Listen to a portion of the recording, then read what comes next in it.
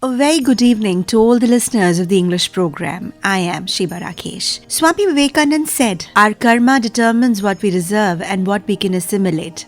We are responsible for what we are and whatever we wish ourselves to be.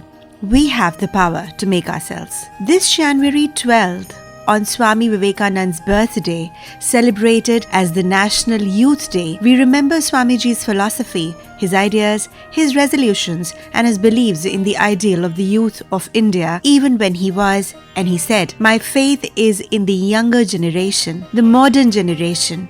Out of them will come my workers. They will work out the whole problem. Like lions." Swamiji envisaged the harmony of existence, knowledge, and bliss infinite as the end goal of national and human existence. Divinity for him went hand in hand with intellectual development. In fact, it would not be an exaggeration to say that real intellectual development for Swami Vivekanand meant an engagement with divinity, an idea which increased the strength of mind, expanded the intellect, and formed character in an overall sense. To be able to grasp his ideas with greater clarity in all reverence and remembrance, we invited Dr. Shirley Jain from the Department of English, Isabella Thoburn College, Lucknow. Let's listen to Dr. Shirley Jain. Greetings to all the listeners here today. The present generation has a lot of potential, has a lot of power, but it has to be unleashed in the proper manner. The present generation is very intelligent. It has technological know-how. It is very skilled technically. It has global exposure. But under the surface of this progress lies a deep growing crisis, which we see today. Crisis of identity, crisis of mental well-being, aimlessness, crisis of value, ethics, loneliness, alienation, cultural crisis, and the crisis of faith. And Swami Vivekananda has always felt very strongly that the spiritual practice of serving human beings is actually the manifestation of divine, which enriches a human being. Unfortunately, in present times, divinity has taken a backseat. And with Swami Vivekanand's teachings, we know that he was a very youth-centered, youth-oriented person, because he always felt that the current generation has the power to take a nation to its proper place, to give a nation what it actually can be. The best that a nation can achieve is through its youth, provided the youth is directed and the energies of the youth are channelized in a way which can bring about progress and development. So here Swami Vivekanand's teachings emerge not as relics of the past, but as powerful tools for the present generation. He believed that a destiny of a nation or an entire humanity rested on the shoulders of the youth, who were focused, committed, and self-aware. As Kant says, the only thing that is good in itself is the goodwill. So how do we develop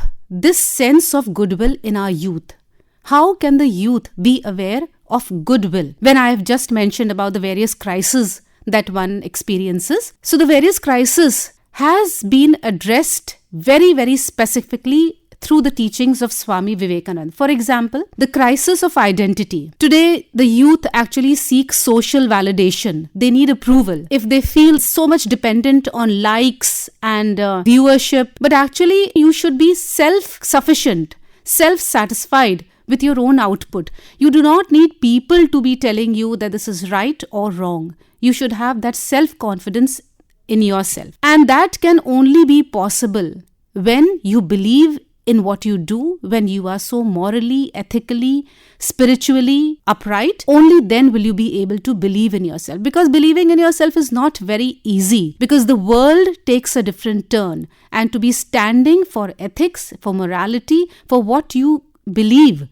is true, right, just, and in accordance with, in alignment for the benefit of humanity, that is a challenge to be met. Swamiji says, you cannot believe in God until you believe in yourself. So what is believing in yourself? What you are, or rather, who you are. It's not your profession which gives you an identity. It is your character, the person that you are, which creates your identity. Then we have youth facing mental health issues these days. The youth have emotional fatigue, burnouts because of academic pressure, job pressure, relationship issues, not being able to make it, not being seen, not being able to handle failure. And here Swamiji comes with a very important message. I quote, Strength is life, weakness is death. Now here he did not mean strength of physical prowess. He meant mental alacrity. He meant strength of the mind. It is very easy to surface and to sail when everything is well. But how well you can stand when the tide is opposite.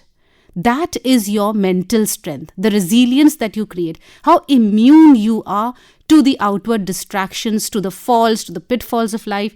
That is your mental health. And how do we develop this? Again, Swamiji says, you have to believe in yourself. There are many things that actually go in shaping mental health, because at present times we see that people are so digitally connected but emotionally spaced out. In order to build that mental resilience, you have to be more empathetic, emotionally, physically, socially connected to individuals, because that is the antidote for mental ill health. When we see the present youth, we see aimlessness. Today, many people, most of our youth, you ask them what you want to do in life, they are unsure. They have no clue, they have no direction, they have no path that they are going to go. They are just walking blindly to wherever they reach, and one day they will probably find the destination to wherever they arrive. But there has to be some purpose in life. There has to be some road map that you are going to follow in order to fulfill your dreams. Life has to be a meaningful journey with commitment, with purpose, with direction, with a particular aim that you are going to tread the path of life. Value and ethics is another crisis that we see today. Moral boundaries appear blurred. There is poor integrity. Shortcuts to success are kind of normalized today. Why is this? Because the youth don't have clarity. There are few people to guide, to give that direction. Everybody in life needs direction. Otherwise, we would not have people like Swami Vivekanand or the Buddha. We would not have such enlightened thought by these mystics, you may call them. In order to actually have that value system, that strong bond with your ethics, to be rooted in that, you have to have certain guidance, and people who can provide that somehow have become very, very lost today. Lost, or they do not want to mingle in a very soiled kind of a society. So it is very important for these people to actually consider themselves stakeholders of the youth in order to be able to show them, guide them, take them, lead them to roads which are more righteous, roads which are not only righteous, I would say, beneficial for them and for the others as well. Because only when they improve on themselves will the nation improve. We can't see the nation improving because they are so clueless, they can't even, improve themselves.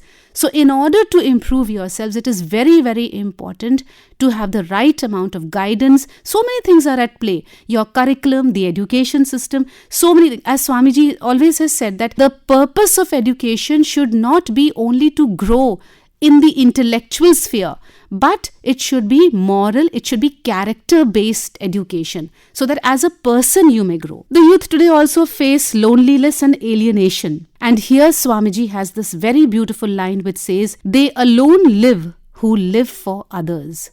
So, social interaction, meeting people, working with people, talking to people, understanding the pain of people, being a part in the joys of people, that actually creates your bond. That separates you from being alienated, isolated. You are becoming like cyborgs.